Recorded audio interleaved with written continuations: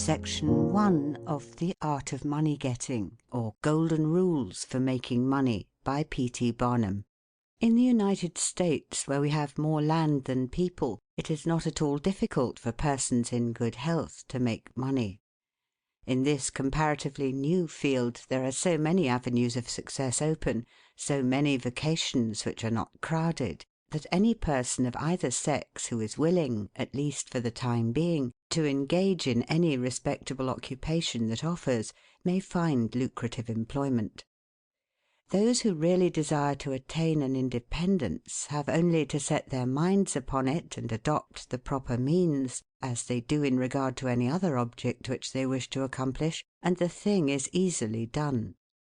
But however easy it may be found to make money, I have no doubt many of my hearers will agree it is the most difficult thing in the world to keep it. The road to wealth is, as Dr. Franklin truly says, as plain as the road to the mill.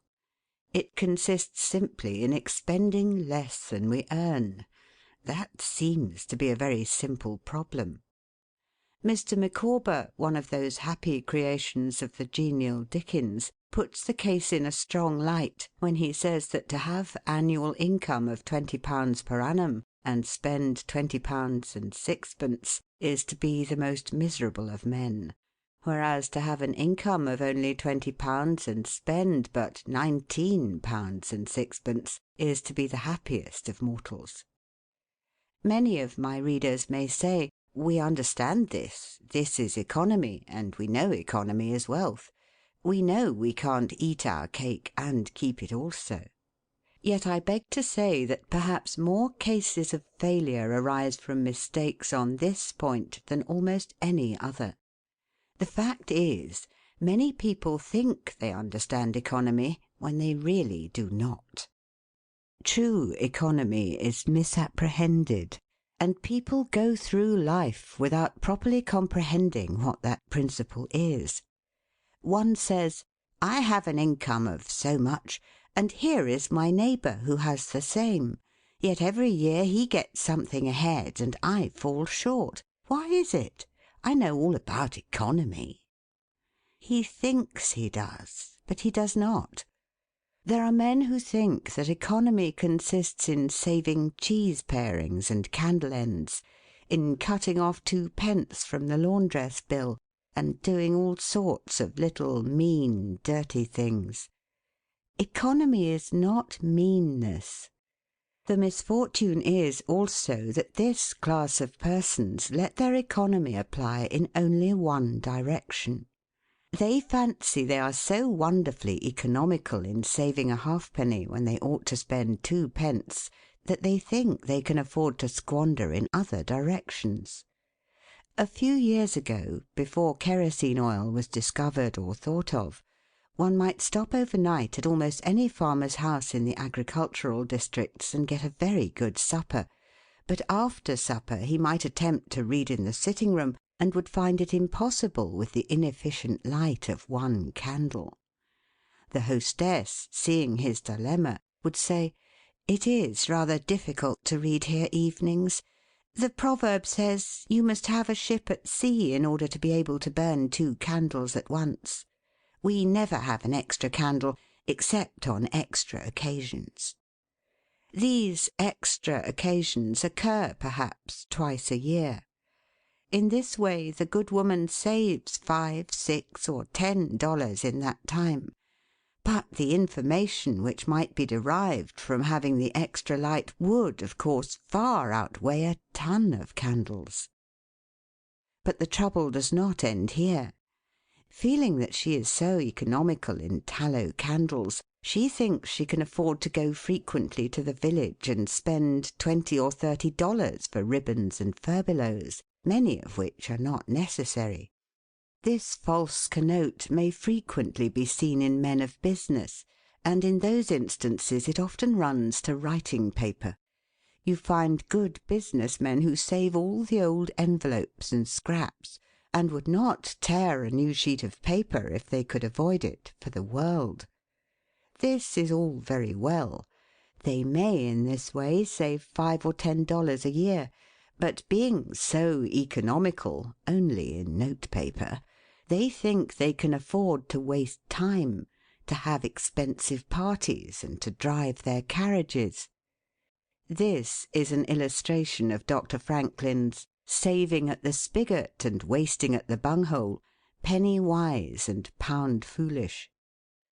Punch, in speaking of this one-idea class of people, says, "They are like the man who bought a penny herring for his family's dinner, and then hired a coach and four to take it home."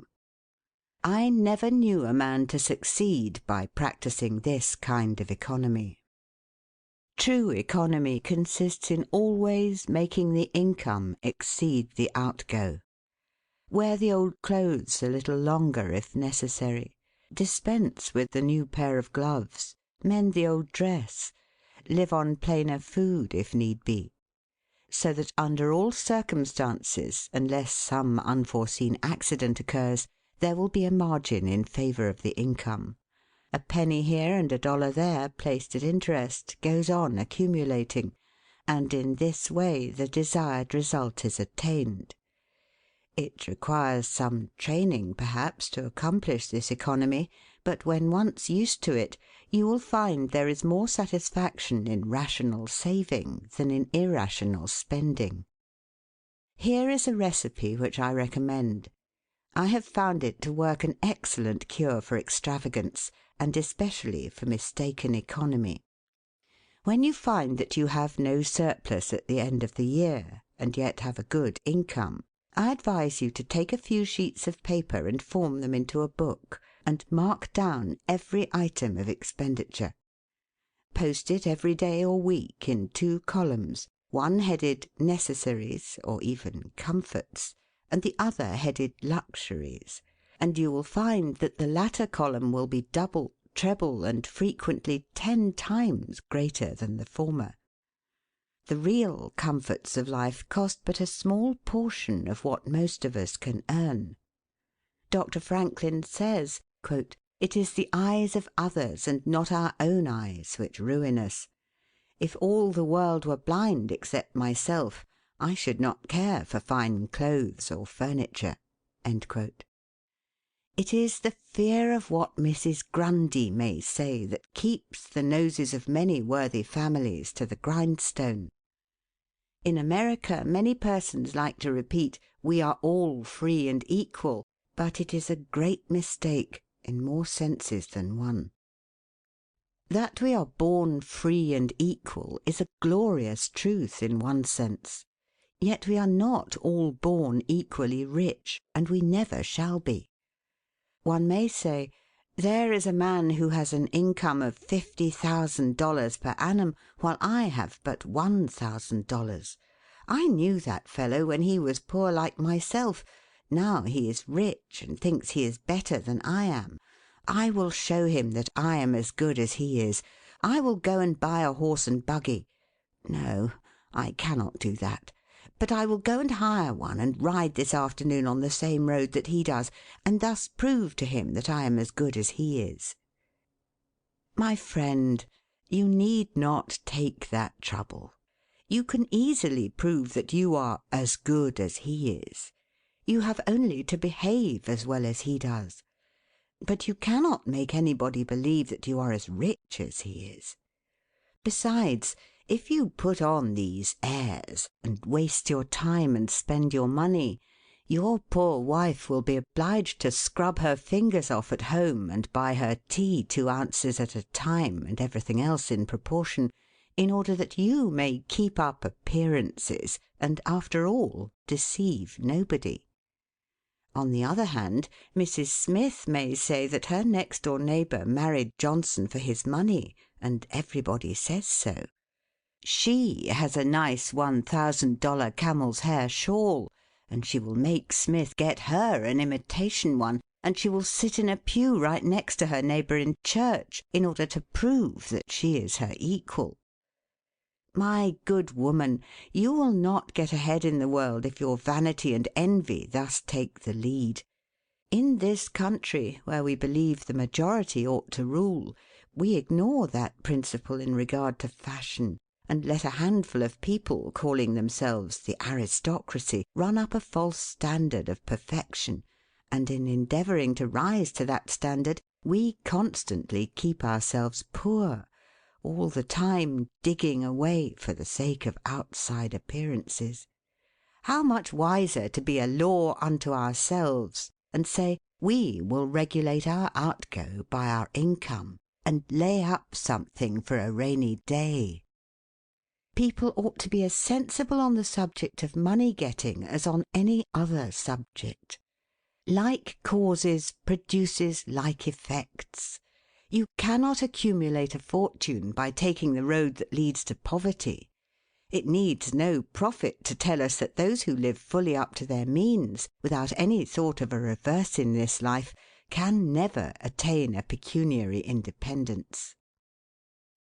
Men and women accustomed to gratify every whim and caprice will find it hard at first to cut down their various unnecessary expenses, and will feel it a great self-denial to live in a smaller house than they have been accustomed to, with less expensive furniture, less company, less costly clothing, fewer servants, a less number of balls, parties, theatre-goings, carriage-ridings, pleasure excursions, cigar-smokings, liquor-drinkings, and other extravagances. But after all, if they will try the plan of laying by a nest-egg, or, in other words, a small sum of money at interest or judiciously invested in land, they will be surprised at the pleasure to be derived from constantly adding to their little pile, as well as from all the economical habits which are engendered by this course. The old suit of clothes and the old bonnet and dress will answer for another season. The Croton or spring water taste better than champagne.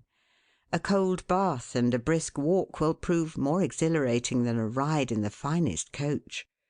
A social chat, an evening's reading in the family circle, or an hour's play of hunt the slipper and blind man's buff will be far more pleasant than a $50 or $500 party, when the reflection on the difference in cost is indulged in by those who begin to know the pleasures of saving.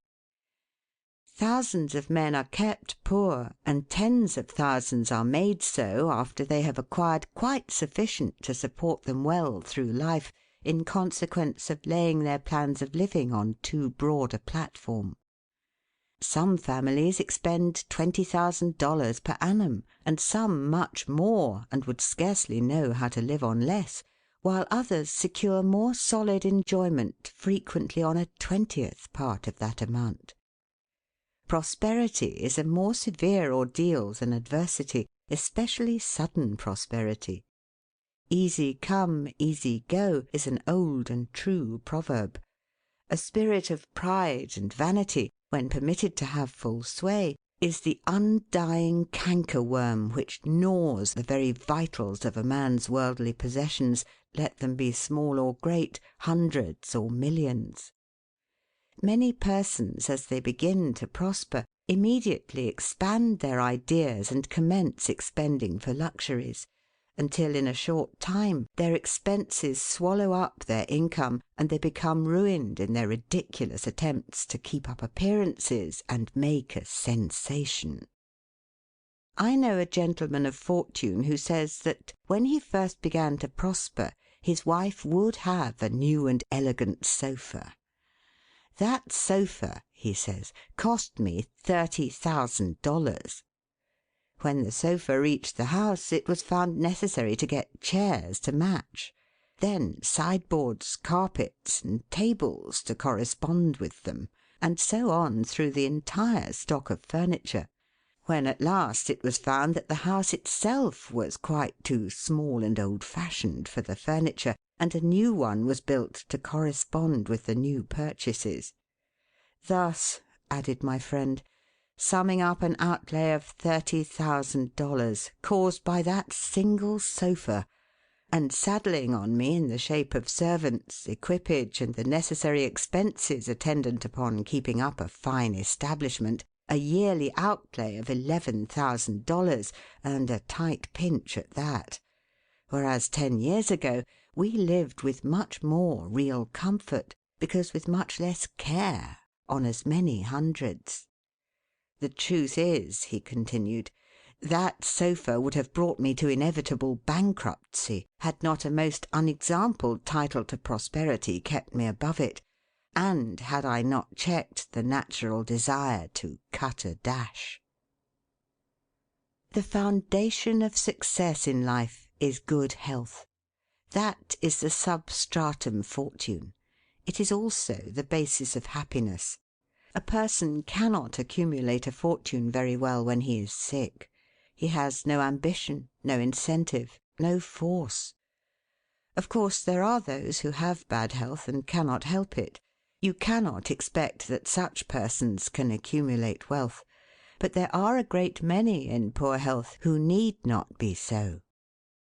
If, then, sound health is the foundation of success and happiness in life, how important it is that we should study the laws of health, which is but another expression for the laws of nature.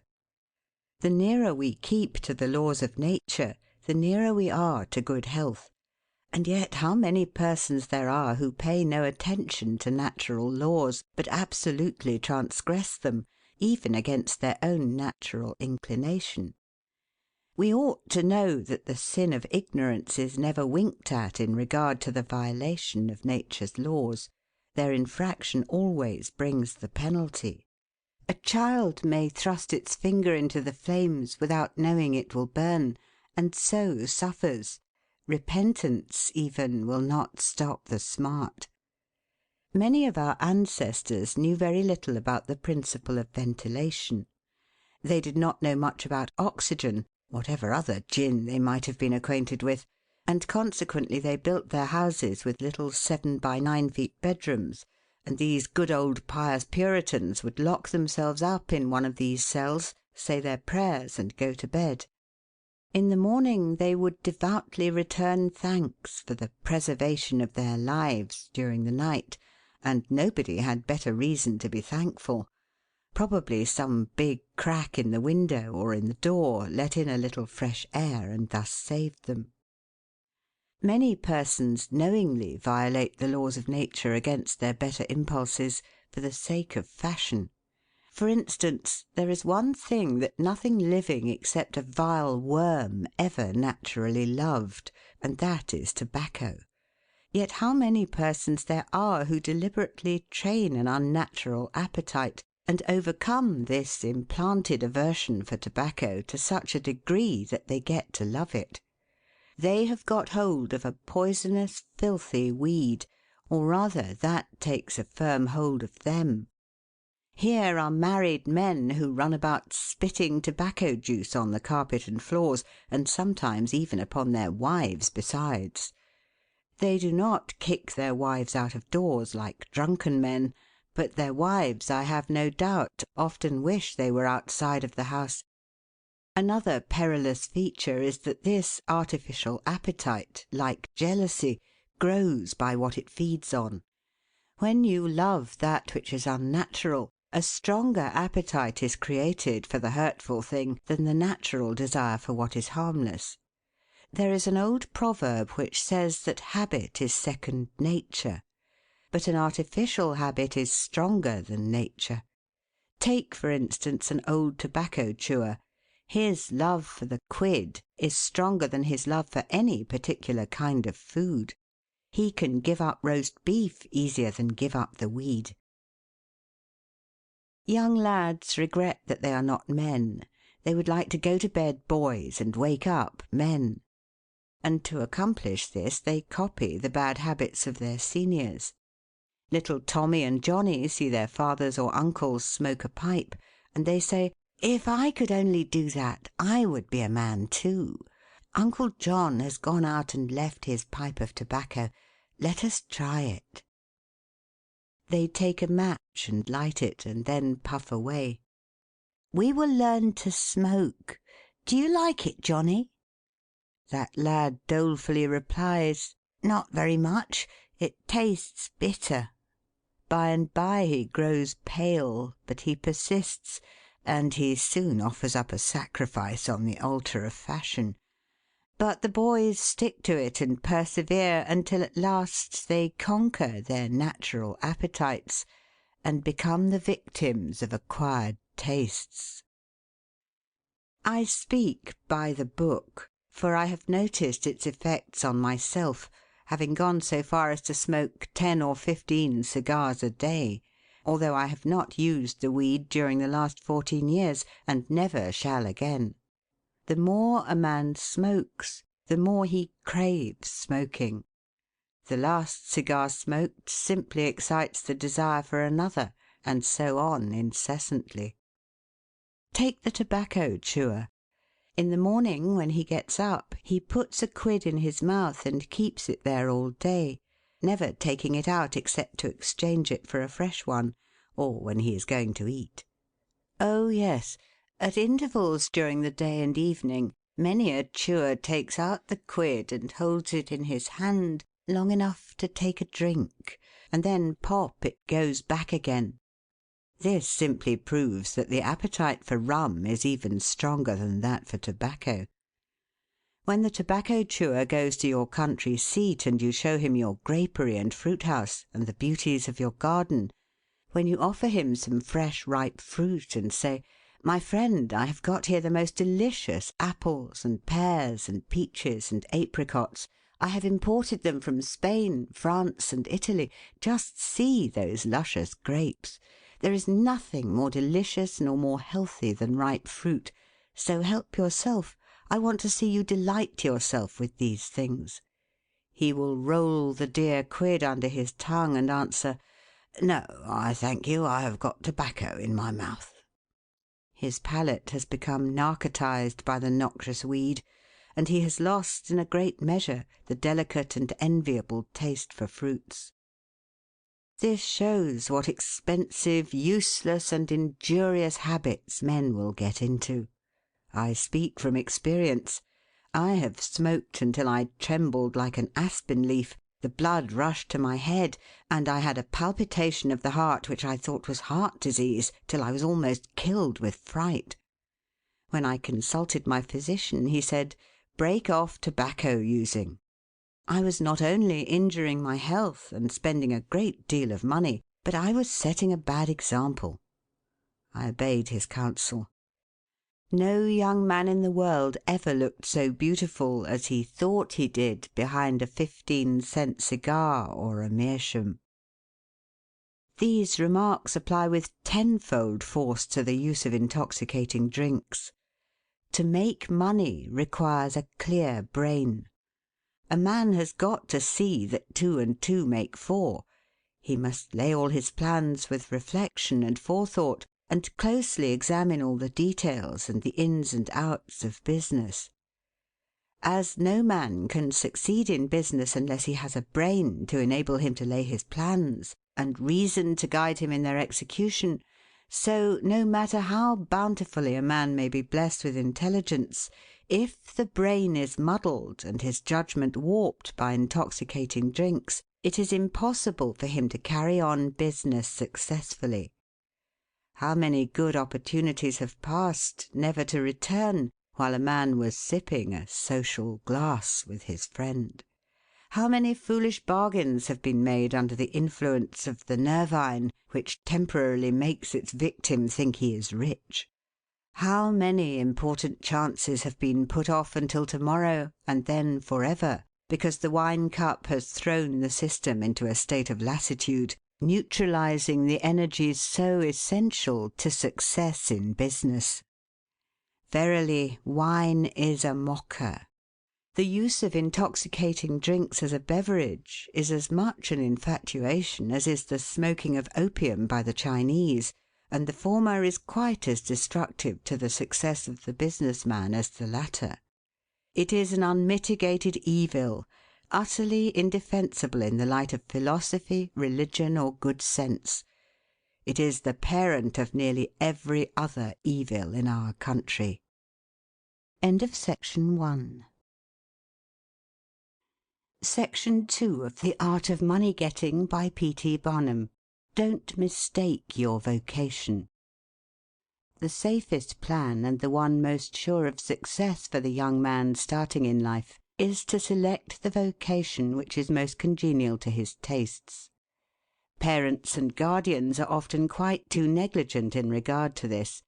It is very common for a father to say, for example, "I have 5 boys. I will make Billy a clergyman, John a lawyer, Tom a doctor, and Dick a farmer." He then goes into town and looks about to see what he will do with Sammy. He returns home and says, "Sammy, I see watchmaking is a nice genteel business. I think I will make you a goldsmith." He does this regardless of Sam's natural inclinations or genius. We are all, no doubt, born for a wise purpose. There is as much diversity in our brains as in our countenances. Some are born natural mechanics, while some have great aversion to machinery. Let a dozen boys of 10 years get together, and you will soon observe 2 or 3 are whittling out some ingenious device, working with locks or complicated machinery. When they were but 5 years old, their father could find no toy to please them like a puzzle. They are natural mechanics. But the other 8 or 9 boys have different aptitudes. I belong to the latter class. I never had the slightest love for mechanism. On the contrary, I have a sort of abhorrence for complicated machinery. I never had ingenuity enough to whittle a cider tap so it would not leak. I never could make a pen that I could write with, or understand the principle of a steam engine. If a man was to take such a boy as I was and attempt to make a watchmaker of him, the boy might, after an apprenticeship of 5 or 7 years, be able to take apart and put together a watch. But all through life he would be working uphill and seizing every excuse for leaving his work and idling away his time. Watchmaking is repulsive to him. Unless a man enters upon the vocation intended for him by nature and best suited to his peculiar genius, he cannot succeed. I am glad to believe that the majority of persons do find their right vocation. Yet we see many who have mistaken their calling, from the blacksmith up or down to the clergyman. You will see, for instance, that extraordinary linguist, the learned blacksmith, who ought to have been a teacher of languages, and you may have seen lawyers, doctors, and clergymen who were better fitted by nature for the anvil or the lapstone. Select the right location. After securing the right vocation, you must be careful to select the proper location. You may have been cut out for a hotel keeper, and they say it requires a genius to know how to keep a hotel. You might conduct a hotel like clockwork, and provide satisfactorily for 500 guests every day. Yet if you should locate your house in a small village, where there is no railroad communication or public travel, the location would be your ruin. It is equally important that you do not commence business where there are already enough to meet all demands in the same occupation. I remember a case which illustrates this subject. When I was in London in 1858, I was passing down Holborn with an English friend, and came to the penny shows. They had immense cartoons outside, portraying the wonderful curiosities to be seen, all for a penny. Being a little in the show line myself, I said, "Let us go in here." We soon found ourselves in the presence of the illustrious showman, and he proved to be the sharpest man in that line I had ever met. He told us some extraordinary stories in reference to his bearded ladies, his albinos, and his armadillos, which we could hardly believe, but thought it better to believe it than look after the proof. He finally begged to call our attention to some wax statuary, and showed us a lot of the dirtiest and filthiest wax figures imaginable. They looked as if they had not seen water since the deluge. "What is there so wonderful about your statuary?" I asked. "I beg you not to speak so satirically," he replied. "Sir, these are not Madame Tussaud's wax figures, all covered with gilt and tinsel and imitation diamonds, and copied from engravings and photographs. Mine, sir, were taken from life. Whenever you look upon one of those figures, you may consider that you are looking upon the living individual." Glancing casually at them, I saw one labelled Henry VIII, and feeling a little curious upon seeing that it looked like Calvin Edson, the living skeleton, I said, "Do you call that Henry VIII?" He replied, "Certainly, sir. It was taken from life at Hampton Court by special order of His Majesty on such a day." He would have given the hour of the day if I had insisted. I said, "Everybody knows that Henry VIII was a great stout old king, and that figure is lean and lank. What do you say to that?" "Why," he replied, "you would be lean and lank yourself if you sat there as long as he has." There was no resisting such arguments. I said to my English friend, "Let us go out. Do not tell him who I am. I show the white feather. He beats me." He followed us to the door, and seeing the rabble in the street, he called out, "Ladies and gentlemen, I beg to draw your attention to the respectable character of my visitors," pointing to us as we walked away. I called upon him a couple of days afterwards, told him who I was, and said, "My friend, you are an excellent showman, but you have selected a bad location." He replied, "This is true, sir. I feel that all my talents are thrown away. But what can I do?" "You can go to America," I replied. "You can give full play to your faculties over there. You will find plenty of elbow room in America. I will engage you for 2 years. After that you'll be able to go on your own account." He accepted my offer, and remained 2 years in my New York museum. He then went to New Orleans, and carried on a travelling show business during the summer. To day he is worth $60,000, simply because he selected the right vocation, and also secured the proper location. The old proverb says, "3 removes are as bad as a fire." But when a man is in the fire, it matters but little how soon or how often he removes. Avoid debt. Young men starting in life should avoid running into debt. There is scarcely anything that drags a person down like debt. It is a slavish position to get in, yet we find many a young man hardly out of his teens running in debt. He meets a chum and says, "Look at this, I have got trusted for a new suit of clothes." He seems to look upon the clothes as so much given to him. Well, it frequently is so, but if he succeeds in paying and then gets trusted again, he is adopting a habit which will keep him in poverty through life. Debt robs a man of his self-respect and makes him almost despise himself. Grunting and groaning and working for what he has eaten up or worn out, and now, when he is called upon to pay up, he has nothing to show for his money, this is properly termed working for a dead horse. I do not speak of merchants buying and selling on credit, or of those who buy on credit in order to turn the purchase to a profit. The old Quaker said to his farmer son, "John, never get trusted.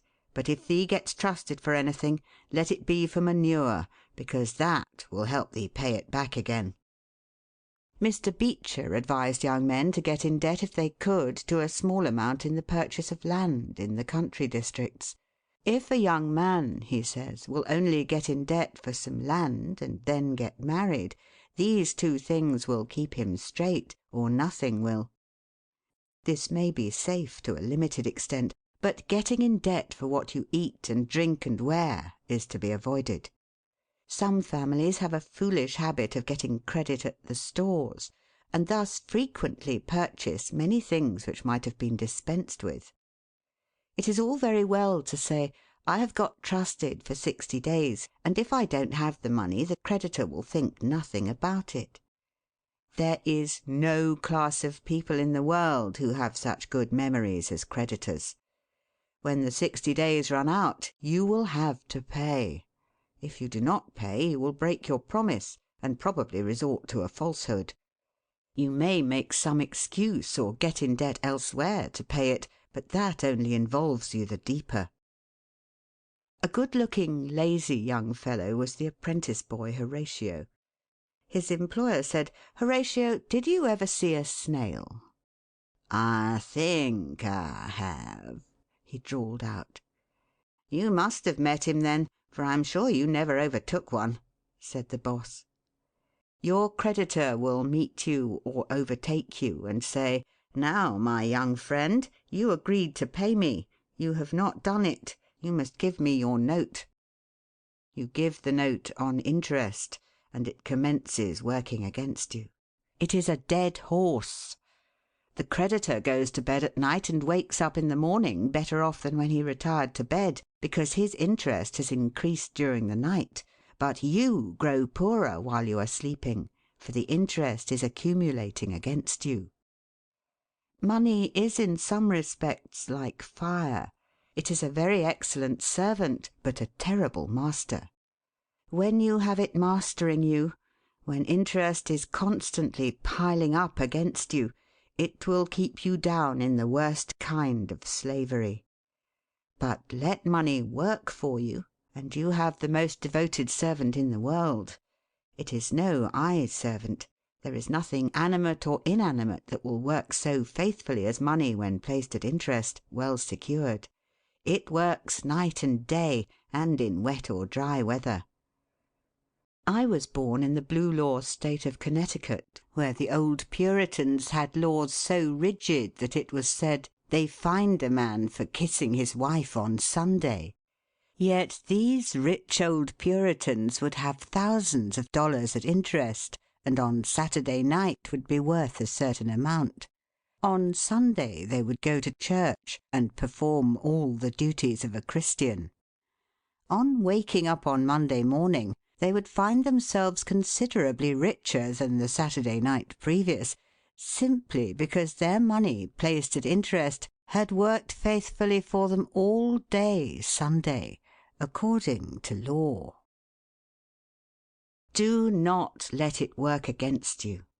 If you do, there is no chance for success in life so far as money is concerned. John Randolph, the eccentric Virginian, once exclaimed in Congress, "Mr. Speaker, I have discovered the philosopher's stone. Pay as you go." This is indeed nearer to the philosopher's stone than any alchemist has ever yet arrived. Persevere. When a man is in the right path, he must persevere. I speak of this because there are some persons who are born tired, naturally lazy and possessing no self-reliance and no perseverance.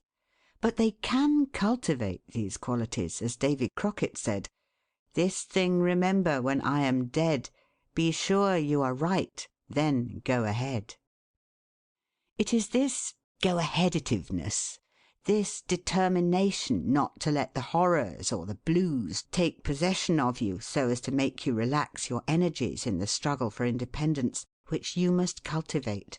How many have almost reached the goal of their ambition, but, losing faith in themselves, have relaxed their energies, and the golden prize has been lost for ever. It is, no doubt, often true, as Shakespeare says, "There is a tide in the affairs of men, which, taken at the flood, leads on to fortune." If you hesitate, some bolder hand will stretch out before you and get the prize. Remember the proverb of Solomon, "He becometh poor that dealeth with a slack hand, but the hand of the diligent maketh rich." Perseverance is sometimes but another word for self-reliance.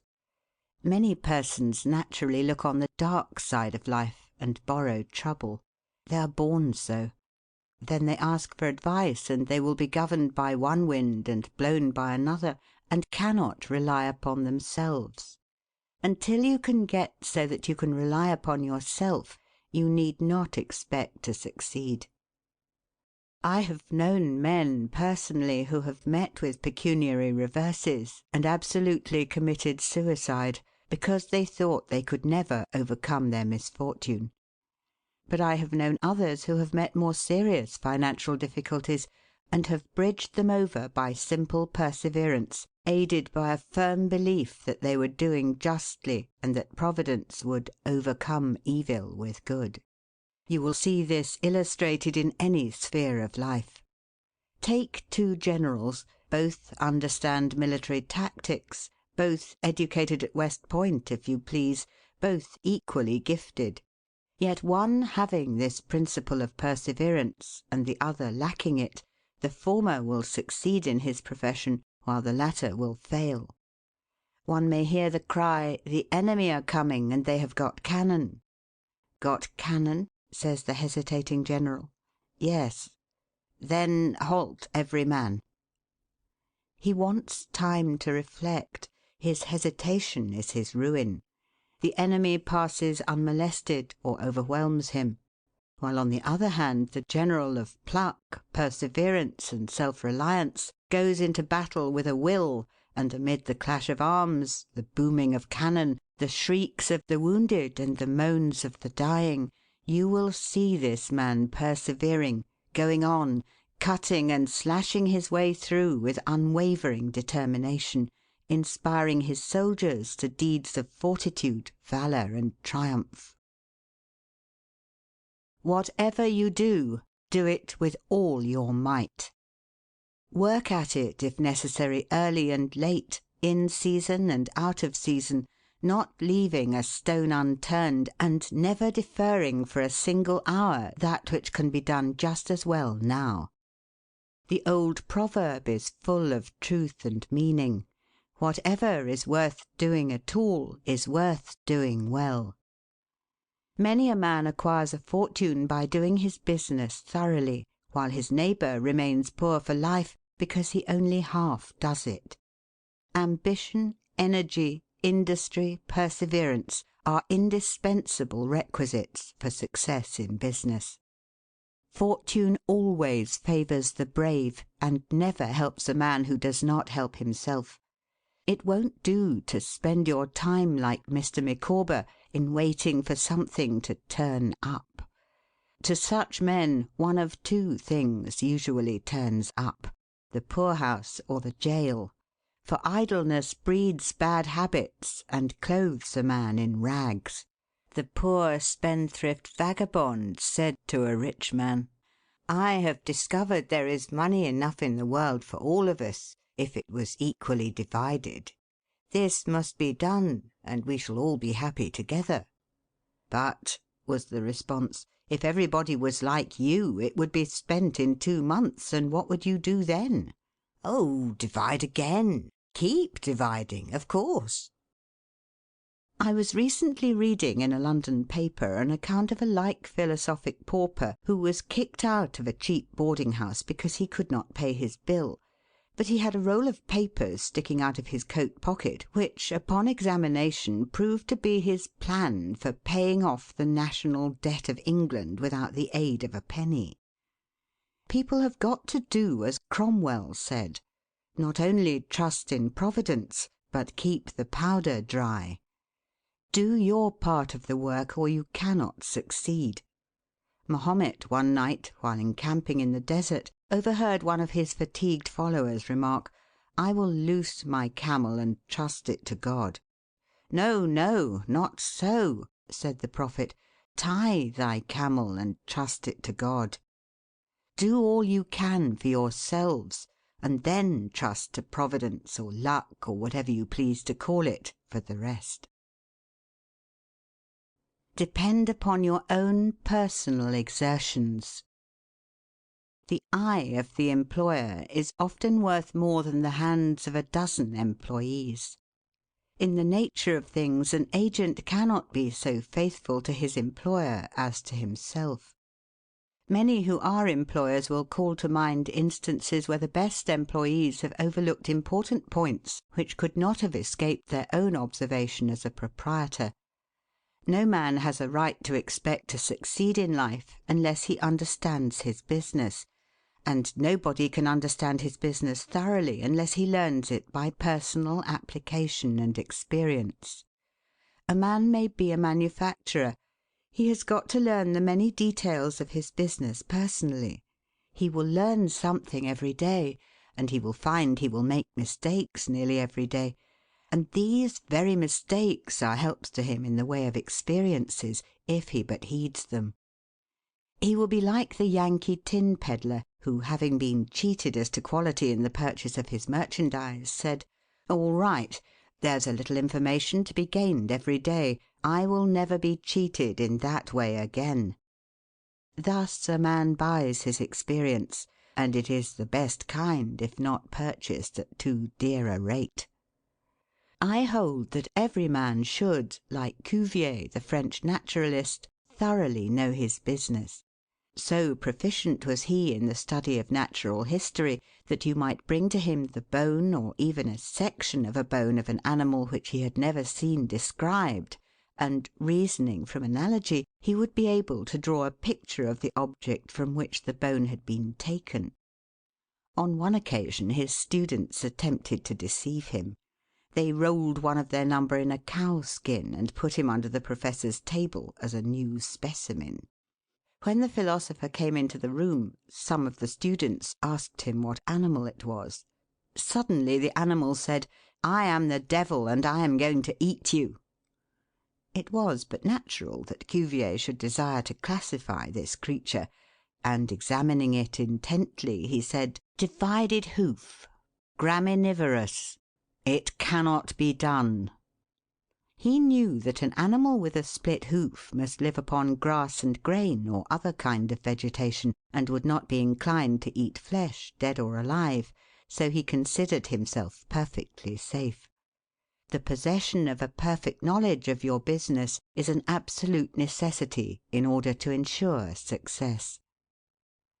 Among the maxims of the elder Rothschild was one, an apparent paradox: "Be cautious and bold." This seems to be a contradiction in terms, but it is not, and there is great wisdom in the maxim. It is, in fact, a condensed statement of what I have already said. It is to say, you must exercise your caution in laying your plans, but be bold in carrying them out.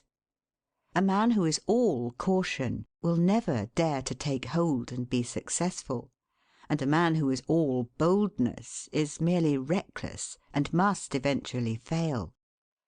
A man may go on 'change and make $50,000 or $100,000 in speculating in stocks at a single operation, but if he has simple boldness without caution, it is mere chance, and what he gains to-day he will lose to-morrow. You must have both the caution and the boldness to ensure success. The Rothschilds have another maxim: never have anything to do with an unlucky man or place. That is to say, never have anything to do with a man or place which never succeeds, because, although a man may appear to be honest and intelligent, yet if he tries this or that thing and always fails, it is on account of some fault or infirmity that you may not be able to discover, but nevertheless which must exist. There is no such thing in the world as luck. There never was a man who could go out in the morning and find a purse full of gold in the street to-day, and another to-morrow, and so on, day after day. He may do so once in his life, but so far as mere luck is concerned, he is as liable to lose it as to find it. Like causes produce like effects. If a man adopts the proper methods to be successful, luck will not prevent him. If he does not succeed, there are reasons for it, although perhaps he may not be able to see them. Use the best tools. Men in engaging employees should be careful to get the best. Understand, you cannot have two good tools to work with, and there is no tool you should be so particular about as living tools. If you get a good one, it is better to keep him than keep changing. He learns something every day, and you are benefited by the experience he acquires. He is worth more to you this year than last, and he is the last man to part with, provided his habits are good and he continues faithful. If, as he gets more valuable, he demands an exorbitant increase of salary, on the supposition that you can't do without him, let him go. Whenever I have such an employee, I always discharge him, first to convince him that his place may be supplied, and second, because he is good for nothing if he thinks he is invaluable and cannot be spared. But I would keep him, if possible, in order to profit from the result of his experience. An important element in an employee is the brain. You can see bills up, hands wanted, but hands are not worth a great deal without heads. Mr. Beecher illustrates this in this wise. An employee offers his services by saying, "I have a pair of hands and one of my fingers thinks." "That is very good," says the employer. Another man comes along and says he has 2 fingers that think. "Ah, that is better." But a third calls in and says that all his fingers and thumbs think. That is better still. Finally, another steps in and says, "I have a brain that thinks. I think all over. I am a thinking as well as a working man." "You are the man I want," says the delighted employer. Those men who have brains and experience are therefore the most valuable, and not to be readily parted with. It is better for them, as well as yourself, to keep them, at reasonable advances in their salaries from time to time. Don't get above your business. Young men, after they get through their business training or apprenticeship, instead of pursuing their avocation and rising in their business, will often lie about doing nothing. They say, "I have learned my business, but I am not going to be a hireling. What is the object of learning my trade or profession unless I establish myself?" Have you capital to start with? No, but I am going to have it. How are you going to get it? I will tell you confidentially. I have a wealthy old aunt, and she will die pretty soon, but if she does not, I expect to find some rich old man who will lend me a few thousands to give me a start. If I only get the money to start with, I will do well. There is no greater mistake than when a young man believes he will succeed with borrowed money. Why? Because every man's experience coincides with that of Mr. Astor, who said it was more difficult for him to accumulate his first $1,000 than all the succeeding millions that made up his colossal fortune. Money is good for nothing unless you know the value of it by experience. Give a boy $20,000 and put him in business, and the chances are that he will lose every dollar of it before he is a year older. Like buying a ticket in the lottery and drawing a prize, it is easy come, easy go. He does not know the value of it. Nothing is worth anything unless it costs effort. Without self-denial and economy, patience and perseverance, and commencing with capital which you have not earned, you are not sure to succeed in accumulating. Young men, instead of waiting for dead men's shoes, should be up and doing, for there is no class of persons who are so unaccommodating in regard to dying as these rich old people, and it is fortunate for the expectant heirs that it is so. 9 out of 10 of the rich men of our country to-day started out in life as poor boys, with determined wills, industry, perseverance, economy, and good habits. They went on gradually, made their own money, and saved it, and this is the best way to acquire a fortune. Stephen Girard started life as a poor cabin boy, and died worth $9 million. A.T. Stewart was a poor Irish boy. Now he pays taxes on $1.5 million of income per year. John Jacob Astor was a poor farmer boy, and died worth 20 millions. Cornelius Vanderbilt began life rowing a boat from Staten Island to New York. Now he presents our government with a steamship worth $1 million, and he is worth 50 millions. There is no royal road to learning, says the proverb, and I may say it is equally true, there is no royal road to wealth. But I think there is a royal road to both. The road to learning is a royal one. The road that enables the student to expand his intellect and add every day to his stock of knowledge, until, in the pleasant process of intellectual growth, he is able to solve the most profound problems, to count the stars, to analyse every atom of the globe, and to measure the firmament. This is a regal highway, and it is the only road worth travelling. So in regard to wealth. Go on in confidence, study the rules, and, above all things, study human nature. For the proper study of mankind is man. And you will find that while expanding the intellect and the muscles, your enlarged experience will enable you every day to accumulate more and more principle, which will increase itself by interest and otherwise, until you arrive at a state of independence. You will find, as a general thing, that the poor boys get rich and the rich boys get poor. For instance, a rich man at his decease leaves a large estate to his family. His eldest sons, who have helped him earn his fortune, know by experience the value of money, and they take their inheritance and add to it. The separate portions of the young children are placed at interest, and the little fellows are patted on the head and told a dozen times a day, "You are rich. You will never have to work. You can always have whatever you wish, for you were born with a golden spoon in your mouth." The young heir soon finds out what that means.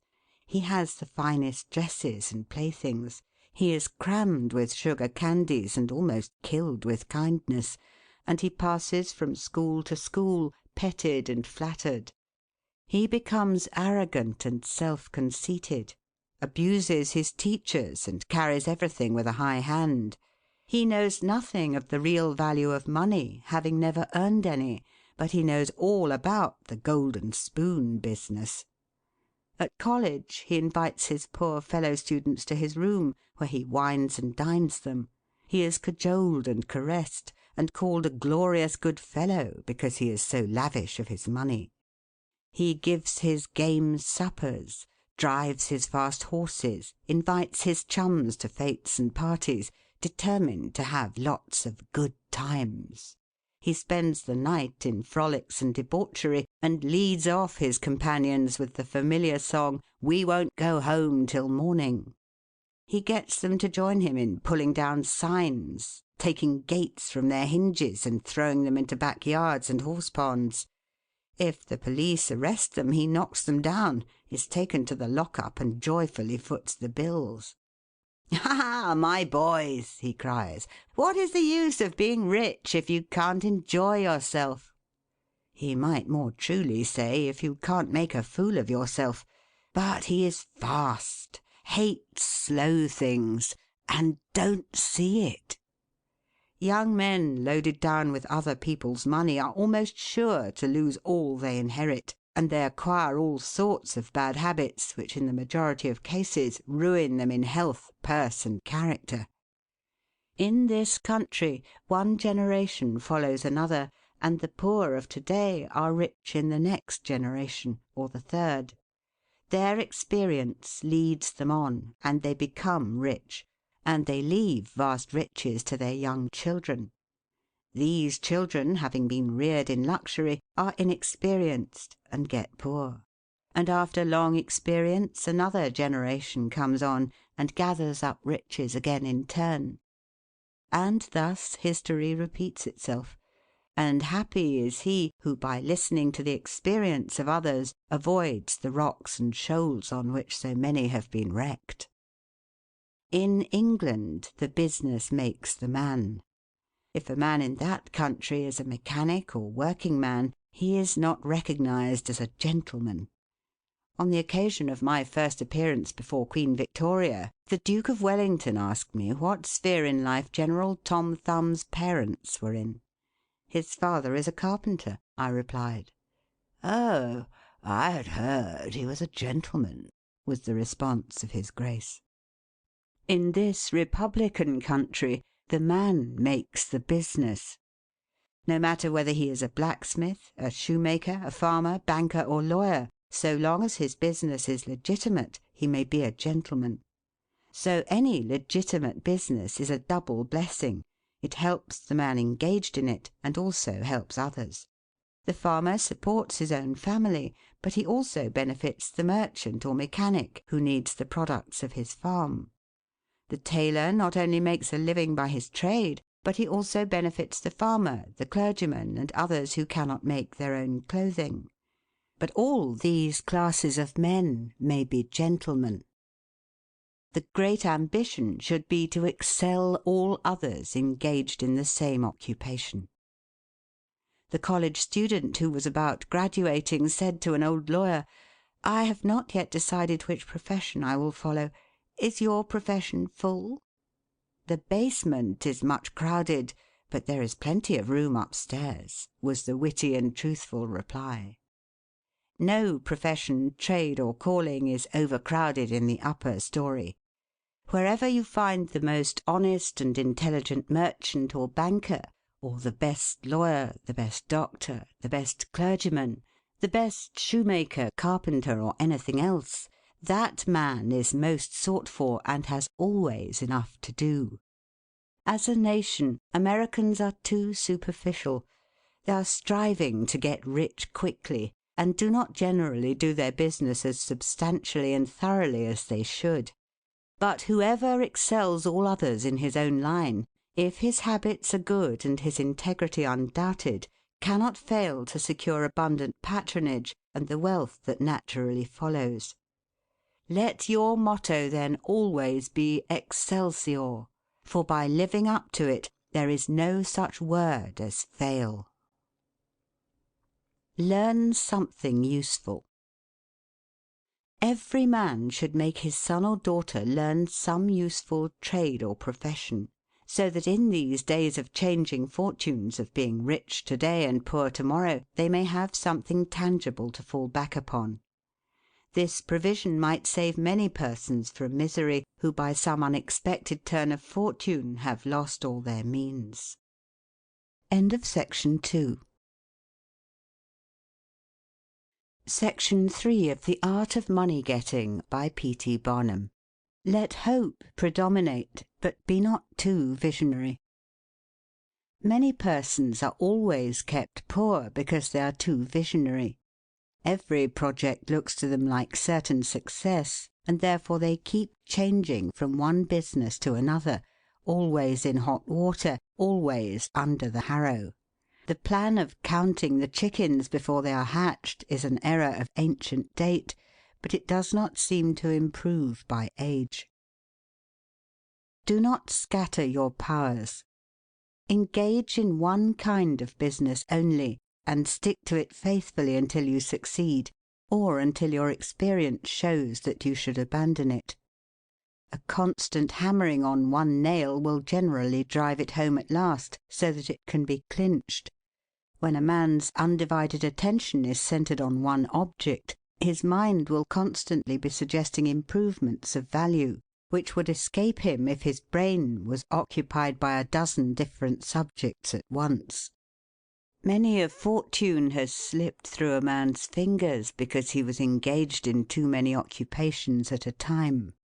There is good sense in the old caution against having too many irons in the fire at once. Be systematic. Men should be systematic in their business. A person who does business by rule, having a time and place for everything, doing his work promptly, will accomplish twice as much and with half the trouble of him who does it carelessly and slipshod. By introducing system into all your transactions, doing one thing at a time, always meeting appointments with punctuality, you find leisure for pastime and recreation, whereas the man who only half does one thing and then turns to something else and half does that, will have his business at loose ends, and will never know when his day's work is done, for it never will be done. Of course, there is a limit to all these rules. We must try to preserve the happy medium, for there is such a thing as being too systematic. There are men and women, for instance, who put away things so carefully that they can never find them again. It is too much like the red tape formality at Washington and Mr. Dickens' Circumlocution Office, all theory and no result. When the Astor House was first started in New York City, it was undoubtedly the best hotel in the country. The proprietors had learned a good deal in Europe regarding hotels, and the landlords were proud of the rigid system which pervaded every department of their great establishment. When 12 o'clock at night had arrived and there were a number of guests around, one of the proprietors would say, "Touch that bell, John," and in 2 minutes 60 servants, with a water bucket in each hand, would present themselves in the hall. "This," said the landlord, addressing his guests, "is our fire bell. It will show you we are quite safe here. We do everything systematically." This was before the Croton water was introduced into the city. But they sometimes carried their system too far. On one occasion, when the hotel was thronged with guests, one of the waiters was suddenly indisposed, and although there were 50 waiters in the hotel, the landlord thought he must have his full complement or his system would be interfered with. Just before dinner time he rushed downstairs and said, "There must be another waiter. I am 1 waiter short. What can I do?" He happened to see Boots, the Irishman. "Pat," said he, "wash your hands and face. Take that white apron and come into the dining room in 5 minutes." Presently Pat appeared as required, and the proprietor said, "Now, Pat, you must stand behind these 2 chairs and wait on the gentleman who will occupy them. Did you ever act as a waiter?" "I know all about it, sure, but I never did it." Like the Irish pilot, on one occasion when the captain, thinking he was considerably out of his course, asked, "Are you certain you understand what you are doing?" Pat replied, "Sure, and I knows every rock in the channel." That moment, bang thumped the vessel against a rock. "Ah, bejabers, and that is one of 'em," continued the pilot. But to return to the dining room. "Pat," said the landlord, "here we do everything systematically. You must first give the gentlemen each a plate of soup, and when they've finished that, ask them what they will have next." Pat replied, "Ah, and I understand perfectly the virtues of system." Very soon in came the guests. The plates of soup were placed before them. One of Pat's 2 gentlemen ate his soup. The other did not care for it. He said, "Waiter, take this plate away and bring me some fish." Pat looked at the untasted plate of soup, and remembering the injunctions of the landlord in regard to system, replied, "Not till ye have ate your soup." Of course that was carrying system entirely too far.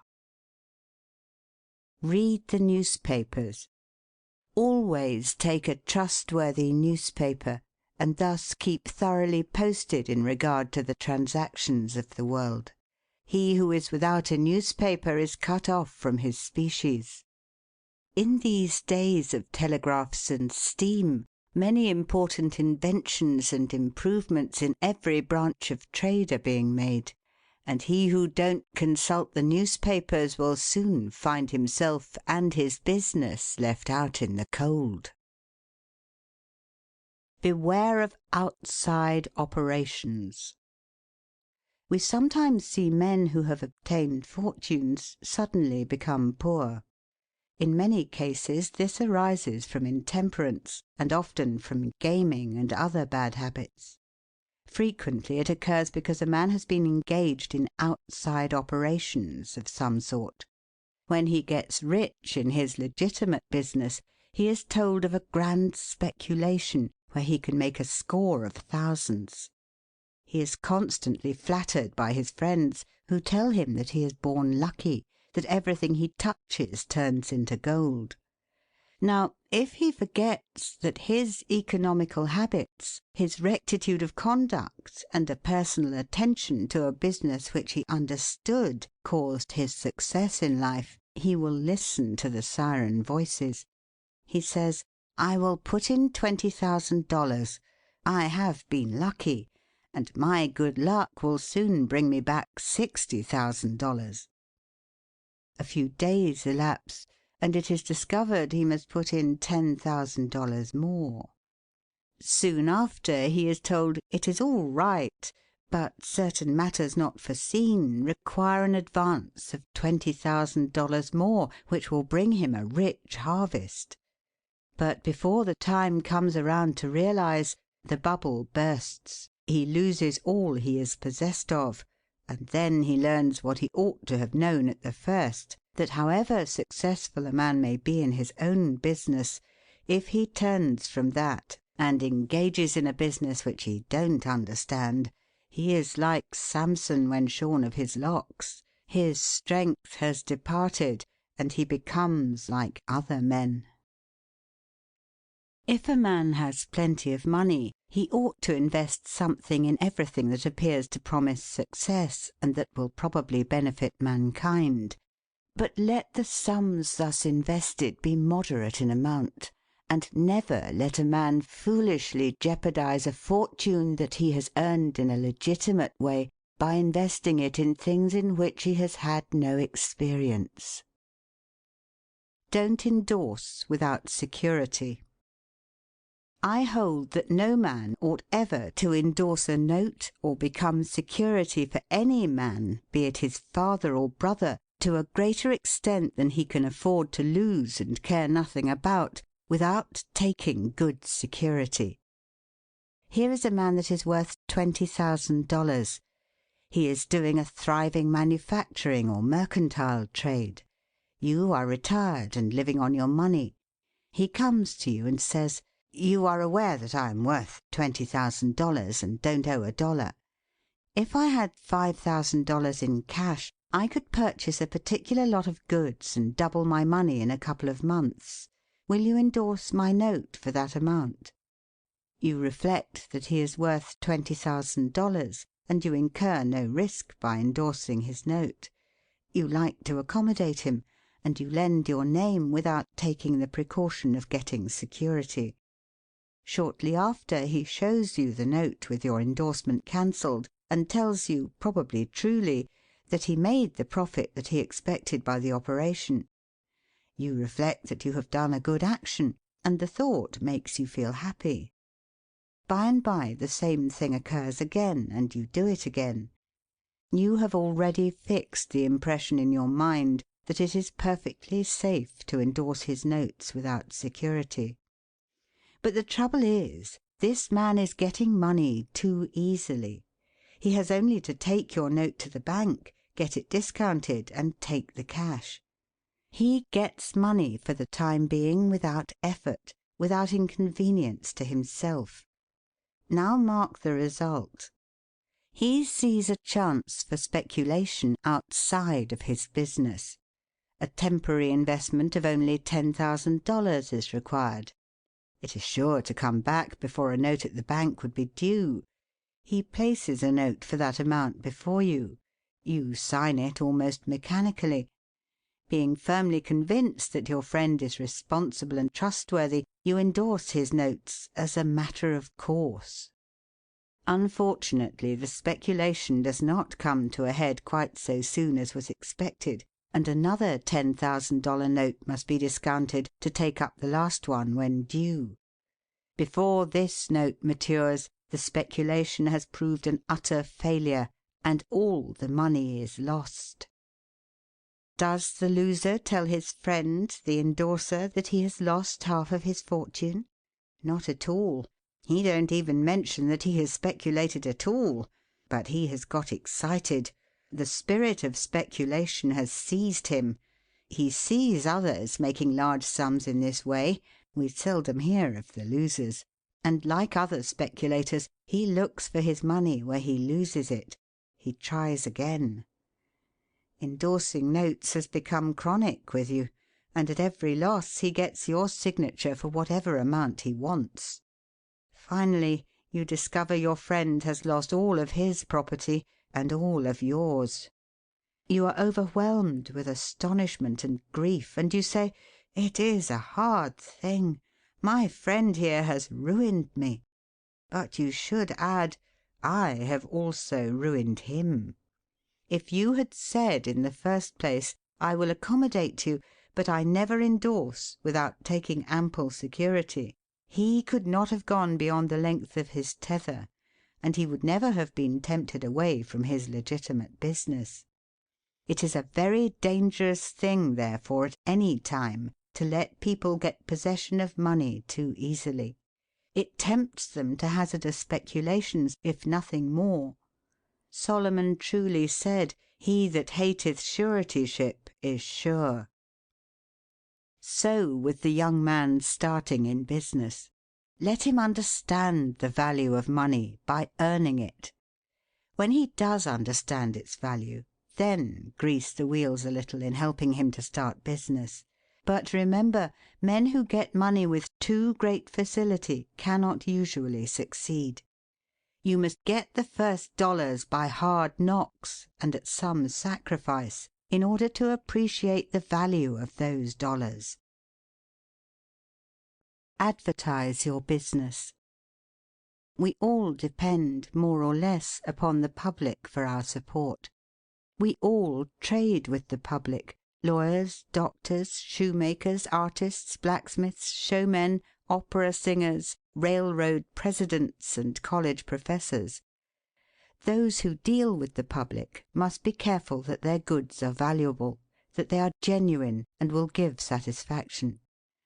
When you get an article which you know is going to please your customers, and that when they have tried it they will feel they have got their money's worth, then let the fact be known that you have got it. Be careful to advertise it in some shape or other, because it is evident that if a man has ever so good an article for sale and nobody knows it, it will bring him no return. In a country like this, where nearly everybody reads and where newspapers are issued and circulated in editions of 5,000 to 200,000, it would be very unwise if this channel was not taken advantage of to reach the public in advertising. A newspaper goes into the family and is read by wife and children as well as the head of the house. Hence hundreds and thousands of people may read your advertisement while you are attending to your routine business. Many, perhaps, read it while you are asleep. The whole philosophy of life is first sow, then reap. That is the way the farmer does. He plants his potatoes and corn and sows his grain, and then goes about something else, and the time comes when he reaps. But he never reaps first and sows afterwards. This principle applies to all kinds of business, and to nothing more eminently than to advertising. If a man has a genuine article, there is no way in which he can reap more advantageously than by sowing to the public in this way. He must, of course, have a really good article, and one which will please his customers. Anything spurious will not succeed permanently, because the public is wiser than many imagine. Men and women are selfish, and we all prefer purchasing where we can get the most for our money, and we try to find out where we can most surely do so. You may advertise a spurious article and induce many people to call and buy it once, but they will denounce you as an impostor and swindler, and your business will gradually die out and leave you poor. This is right. Few people can safely depend upon chance custom. You all need to have your customers return and purchase again. A man said to me, "I have tried advertising and did not succeed, yet I have a good article." I replied, "My friend, there may be exceptions to a general rule, but how do you advertise?" "I put it in a weekly newspaper 3 times and paid $1.50 for it." I replied, "Sir, advertising is like learning. A little is a dangerous thing." A French writer says that "the reader of a newspaper does not see the first insertion of an ordinary advertisement. The second insertion he sees, but does not read. The third insertion he reads. The fourth insertion he looks at the price. The 5th insertion, he speaks of it to his wife. The 6th insertion, he is ready to purchase. And the 7th insertion, he purchases. Your object in advertising is to make the public understand what you have got to sell, and if you have not the pluck to keep advertising until you have imparted that information, all the money you have spent is lost. You are like the fellow who told the gentleman if he would give him 10 cents it would save him $1. "How can I help you so much with so small a sum?" asked the gentleman in surprise. "I started out this morning," hiccuped the fellow, "with the full determination to get drunk, and I have spent my only $1 to accomplish the object, and it has not quite done it. 10 cents worth more of whisky would just do it, and in this manner I should save the $1 already expended." So a man who advertises at all must keep it up until the public know who and what he is, and what his business is, or else the money invested in advertising is lost. Some men have a peculiar genius for writing a striking advertisement, one that will arrest the attention of the reader at first sight. This tact, of course, gives the advertiser a great advantage. Sometimes a man makes himself popular by an unique sign or a curious display in his window. Recently I observed a swing sign extending over the sidewalk in front of a store, on which was the inscription in plain letters, "Don't read the other side." Of course I did, and so did everybody else, and I learned that the man had made an independence by first attracting the public to his business in that way, and then using his customers well afterwards. Genin the Hatter bought the first Jenny Lind ticket at auction for $225 because he knew it would be a good advertisement for him. "Who is the bidder?" said the auctioneer as he knocked down that ticket at Castle Garden. "Genin the Hatter," was the response. Here were thousands of people from the Fifth Avenue and from distant cities in the highest stations in life. "Who is Genin the Hatter?" they exclaimed. They had never heard of him before. The next morning the newspapers and telegraph had circulated the facts from Maine to Texas, and from 5 to 10 millions of people had read that the tickets sold at auction for Jenny Lind's first concert amounted to about $20,000, and that a single ticket was sold at $225 to Genin the Hatter. Men throughout the country involuntarily took off their hats to see if they had a Genin hat on their heads. At a town in Iowa it was found that in the crowd around the post office there was one man who had a Genin hat, and he showed it in triumph, although it was worn out and not worth 2 cents. "Why," one man exclaimed, "you have a real Genin hat. What a lucky fellow you are!" Another man said, "Hang on to that hat. It will be a valuable heirloom in your family." Still another man in the crowd, who seemed to envy the possessor of this good fortune, said, "Come, give us all a chance. Put it up at auction." He did so, and it was sold as a keepsake for $9.50. What was the consequence to Mr. Genin?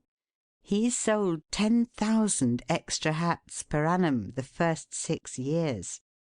9/10 of the purchasers bought of him probably out of curiosity, and many of them, finding that he gave them an equivalent for their money, became his regular customers. This novel advertisement first struck their attention, and then, as he made a good article, they came again. Now, I don't say that everybody should advertise as Mr. Genin did, but I say if a man has got goods for sale and he don't advertise them in some way, the chances are that some day the sheriff will do it for him. Nor do I say that everybody must advertise in a newspaper, or indeed use printer's ink at all. On the contrary, although that article is indispensable in the majority of cases, yet doctors and clergymen, and sometimes lawyers and some others, can more effectually reach the public in some other manner. But it is obvious they must be known in some way, else how could they be supported? Be polite and kind to your customers. Politeness and civility are the best capital ever invested in business. Large stores, gilt signs, flaming advertisements will all prove unavailing if you or your employees treat your patrons abruptly. The truth is, the more kind and liberal a man is, the more generous will be the patronage bestowed upon him. Like begets like. The man who gives the greatest amount of goods of a corresponding quality for the least sum, still reserving to himself a profit, will generally succeed best in the long run. This brings us to the golden rule. As ye would that men should do to you, do ye also to them. And they will do better by you than if you always treated them as if you wanted to get the most you could out of them for the least return. Men who drive sharp bargains with their customers, acting as if they never expected to see them again, will not be mistaken. They never will see them again as customers. People don't like to pay and get kicked also. One of the ushers in my museum once told me he intended to whip a man who was in the lecture room as soon as he came out. "What for?" I inquired. "Because he said I was no gentleman," replied the usher. "Never mind," I replied. "He pays for that, and you will not convince him you are a gentleman by whipping him. I cannot afford to lose a customer. If you whip him, he will never visit the museum again, and he will induce friends to go with him to other places of amusement instead of this, and thus, you see, I should be a serious loser." "But he insulted me," muttered the usher. "Exactly," I replied. "And if he owned the museum, and you had paid him for the privilege of visiting it, and he had then insulted you, there might be some reason in your resenting it. But in this instance he is the man who pays, while we receive, and you must therefore put up with his bad manners." My usher laughingly remarked that this was undoubtedly the true policy, but he added that he should not object to an increase of salary if he was expected to be abused in order to promote my interests. Be charitable. Of course, men should be charitable, because it is a duty and a pleasure. But even as a matter of policy, if you possess no higher incentive, you will find that the liberal man will command patronage, while the sordid, uncharitable miser will be avoided. Solomon says, "There is that scattereth and yet increaseth, and there is that withholdeth more than meet, but it tendeth to poverty." Of course, the only true charity is that which is from the heart. The best kind of charity is to help those who are willing to help themselves. Promiscuous almsgiving, without inquiring into the worthiness of the applicant, is bad in every sense. But to search out and quietly assist those who are struggling for themselves is the kind that scattereth and yet increaseth. But don't fall into the idea that some persons practice of giving a prayer instead of a potato and a benediction instead of bread to the hungry. It is easier to make Christians with full stomachs than empty. Don't blab. Some men have a foolish habit of telling their business secrets. If they make money, they like to tell their neighbours how it was done. Nothing is gained by this, and ofttimes much is lost. Say nothing about your profits, your hopes, your expectations, your intentions. And this should apply to letters as well as to conversation. Goethe makes Mephistopheles say, "Never write a letter nor destroy one." Business men must write letters, but they should be careful what they put in them. If you are losing money, be specially cautious and not tell of it, or you will lose your reputation. Preserve your integrity. It is more precious than diamonds or rubies. The old miser said to his sons, "Get money. Get it honestly if you can, but get money." This advice was not only atrociously wicked, but it was the very essence of stupidity. It was as much as to say, if you find it difficult to obtain money honestly, you can easily get it dishonestly. Get it in that way. Poor fool! Not to know that the most difficult thing in life is to make money dishonestly. Not to know that our prisons are full of men who attempted to follow this advice. Not to understand that no man can be dishonest without soon being found out, and that when his lack of principle is discovered, nearly every avenue to success is closed against him for ever. The public very properly shun all whose integrity is doubted.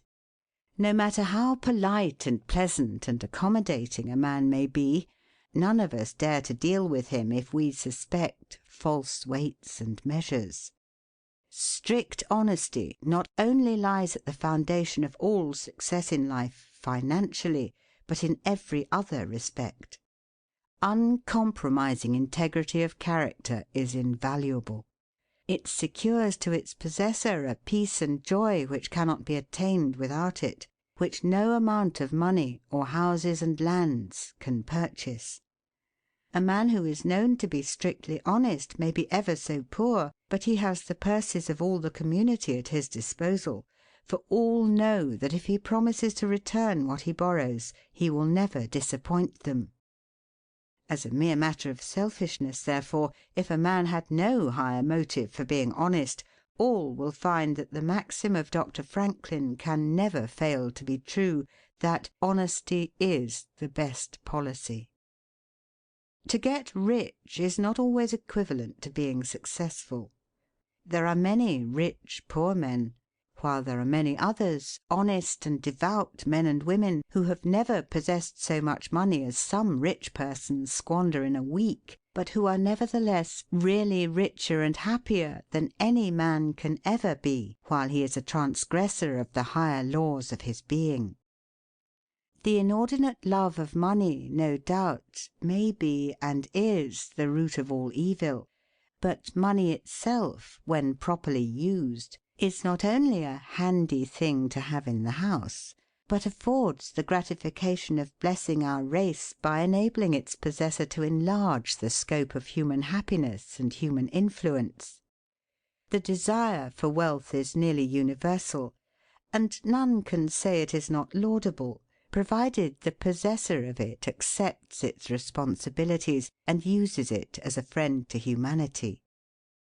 The history of money-getting, which is commerce, is a history of civilization, and wherever trade has flourished most, there too have art and science produced the noblest fruits.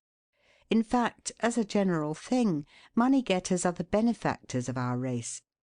To them, in a great measure, are we indebted for our institutions of learning and of art, our academies, colleges, and churches.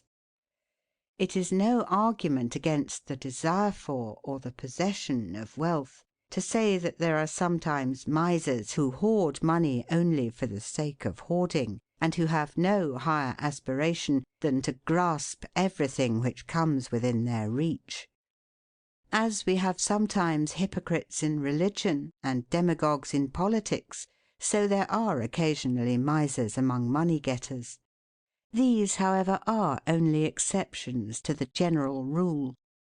But when, in this country, we find such a nuisance and stumbling block as a miser, we remember with gratitude that in America we have no laws of primogeniture, and that in the due course of nature the time will come when the hoarded dust will be scattered for the benefit of mankind. To all men and women, therefore, do I conscientiously say, make money honestly, and not otherwise, for Shakespeare has truly said, "He that wants money, means, and content, is without 3 good friends." End of The Art of Money Getting, or Golden Rules for Making Money, by P. T. Barnum.